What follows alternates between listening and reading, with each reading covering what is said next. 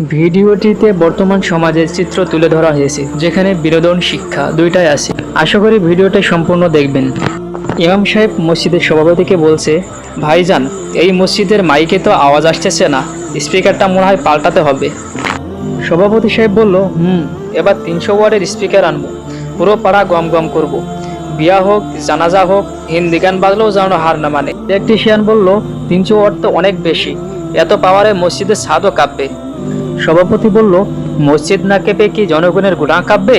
লাগাও ভাই, আমার তদবির এসেছে, সুইচ অন করো। সুইচ অন করলো। আল্লাহ আকবার বলতেই পুরো পাড়া থরথর করে কাঁপছে। ইমাম সাহেব ফজর আজান দিচ্ছেন। পাশের দোকানের 60 বছরের কাকু উঠে চিৎকার করে বললেন, কিরে ভাই, যুদ্ধ হইতাছে নাকি? কানের পর্দা তো ফাইটা গেল। সভাপতি পাশে দাঁড়িয়ে বলল, দোস্ত, গুনাহ থেকে জাগানোর জন্য একটু আওয়াজ তো লাগবেই, এটা হলো জান্নাতি সাউন্ড। ইমাম সাহেব, এত জোরে আজান দিলে হয়তো মানুষ বিরক্ত হয়ে যায়, আমাদের উদ্দেশ্য তো হেদায়েত দেওয়া, ভয় ধারণা নয়।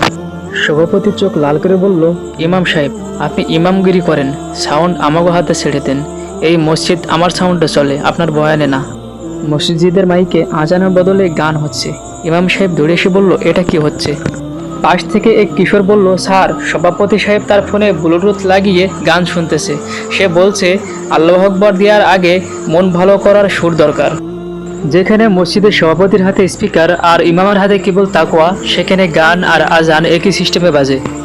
ভিডিওটি ভালো লাগলে চ্যানেলটি সাবস্ক্রাইব করুন, কিন্তু লাইক করতে ভুলবেন না, আর অবশ্যই কমেন্ট করে আপনার মতামত জানাবেন।